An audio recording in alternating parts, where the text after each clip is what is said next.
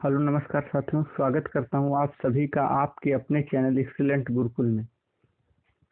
साथियों, आज हम पढ़ेंगे वृत्त। वृत्त क्या होती है और इसके बारे में विस्तार से पढ़ते हैं। चलिए शुरू करते हैं। साथियों, मैं आपको बताना चाहता हूं कि जिन लोगों को पीडीएफ नोट चाहिए वो हमारे टेलीग्राम पर जाकर एक्सीलेंट गुरुकुल सर्च करें और वहाँ हमारे टेलीग्राम पर जाकर वहाँ से पीडीएफ डाउनलोड कर लेंगे। ठीक, चलिए शुरू करते हैं। सबसे पहले दोस्तों, वृत्त क्या होती है? वृत्त एक 2D मतलब 2 बीमीय आकृति है। इसको हम इस तरह से टच नहीं कर सकते। इसको केवल एक समतल पे बनाया जा सकता है। इसको हम टच नहीं कर सकते। अब देखिए वृत्त होता क्या है। देखिए कोई समतल में स्थिर बिंदु से समान दूरी पर स्थित समस्त बिंदुओं से बनी आकृति जो होती है उसी को वृत्त कहते हैं। अब ये स्थिर बिंदु क्या है? स्थिर बिंदु के लिए देखिए दोस्तों, यहाँ से हम यहाँ पर रखेंगे और इसको जब इस तरह से बनाएंगे तो ये जो बिंदु होती है ये बिंदु, यही हमारी स्थिर बिंदु कहलाती है। ठीक, और ये जो स्थिर बिंदु है, इस स्थिर बिंदु को वृत्त का केंद्र कहते हैं। ये जो है ये वृत्त का केंद्र वो कहलाता है। ठीक, और ये जो नियत यहाँ से यहाँ तक की जो कांस्टेंट दूरी है, नियत दूरी क्यों कहते हैं? क्योंकि इसका मान कभी भी परिवर्तित नहीं होता है, इसलिए इसे कहते हैं नियत दूरी। और इसको कहते हैं त्रिज्या, रेडियस, आर कहते हैं। ठीक, अब दोस्त चलिए शुरू करते हैं आगे। जीवा क्या होती है? जीवा देखिए, ये जो पूरी होती है किनारा, ये कहलाती है वृत्त की परिधि। ठीक, तो वृत्त की परिधि पर स्थित दो बिंदुओं को, कोई ये बिंदु मान लीजिए, कोई ये बिंदु, जैसे मान लीजिए इस तरह से हम बता देते हैं आपको। देखिए, कोई आपने वृत्त बना लिया और इस वृत्त पर स्थित कोई दो बिंदु मिलाने पर, ये जो मिलाने पर इसी को हम कहेंगे वृत्त की परिधि। ठीक, मिलाने वाली जो रेखा इन सबको मिला रही है ये वृत्त की परिधि कहलाएगी। अब वृत्त का व्यास क्या होता है? तो वृत्त की वह जीवा, अब देखिए यही वृत्त है ना।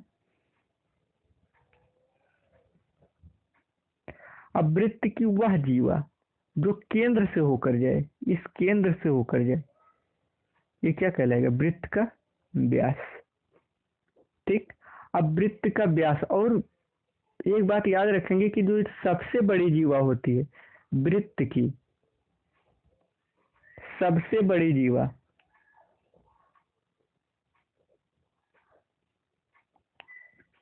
वृत्त का व्यास होती है।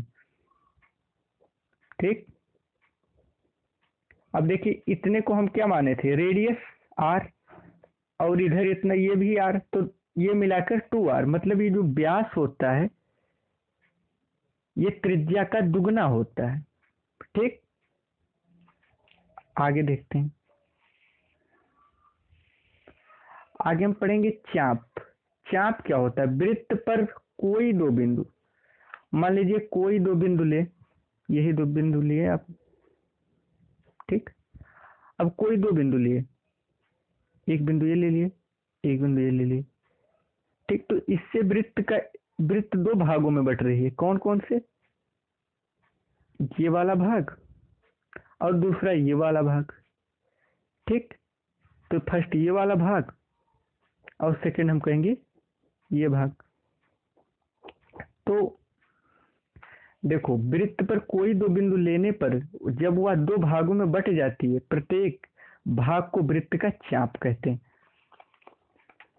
ठीक, जैसे देखिए यहाँ पर चाप कहते हैं। और यदि अर्धवृत्त से चाप छोटा है, अब जैसे मान लीजिए ये चाप जो है ये वाला, ये एपीबी वाला, ये अब पूरा अर्धवृत्त यही तो है, इससे ये छोटा है तो ये कहलाएगा लघु चाप। ठीक, और अगर अर्धवृत्त से ये चाप बड़ा है, ये पूरा ना, तो ये कहलाएगा दीर्घ चाप। दोस्तों उसके बाद कहलाता है वृत्त खंड। क्या होती है वृत्त खंड? हम वृत्त खंड किसे कहते हैं? तो जीवा कोई होगी, जीवा। जीवा वृत्त को दो भागों में विभाजित करती है। ठीक, देखो अभी हम आपको बता रहे हैं। जैसे मान लीजिए ये है, ये जीवा वृत्त की, जीवा वृत्त को दो भागों में विभाजित कर रही है, ये वाली ए और बी। इसी को कहते हैं वृत्त खंड। इसके जीवा इसके दो टुकड़े कर रही है, इसलिए ये कहलाएगी वृत्त खंड। ठीक, इसके खंड कर रही है, पहला खंड दूसरा खंड, इसलिए इसको कहेंगे। अब ये छोटा खंड है, इसलिए इसको कहेंगे लघु वृत्त खंड। ठीक, अब ये पूरा बड़ा खंड है, इसलिए इसको हम कहेंगे दीर्घ वृत्त खंड।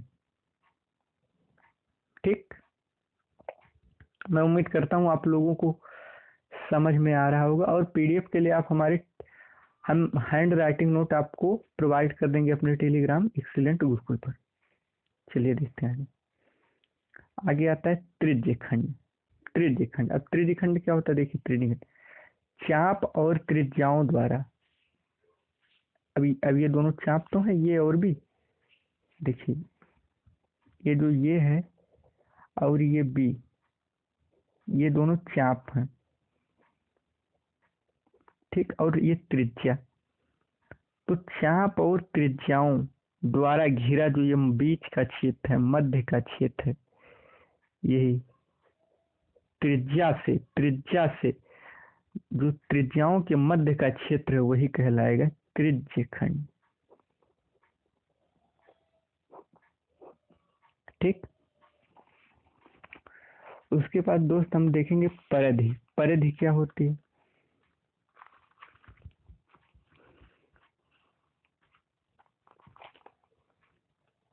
देखो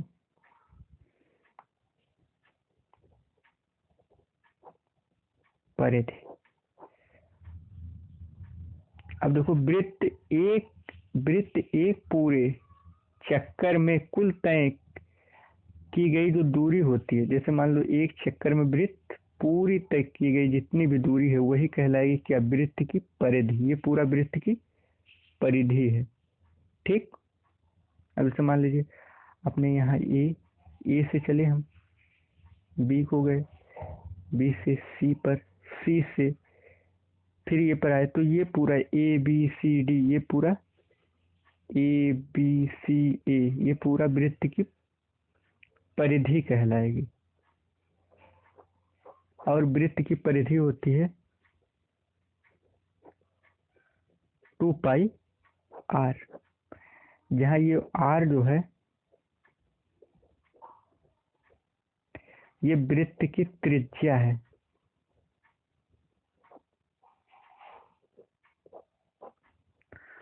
अगला हेडिंग हमारा और लास्ट है संकेंद्रीय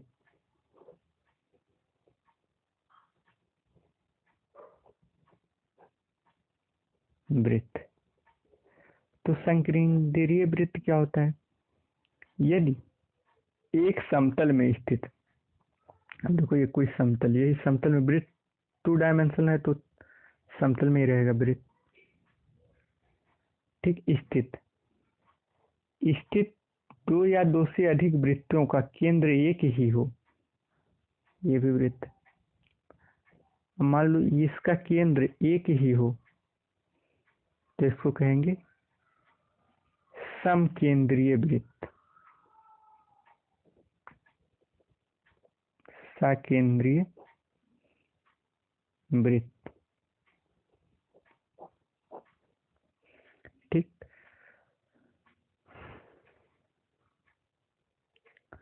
दोस्तों मैं आशा करता हूँ आप सभी लोगों को ये सेशन बहुत ही पसंद आया होगा।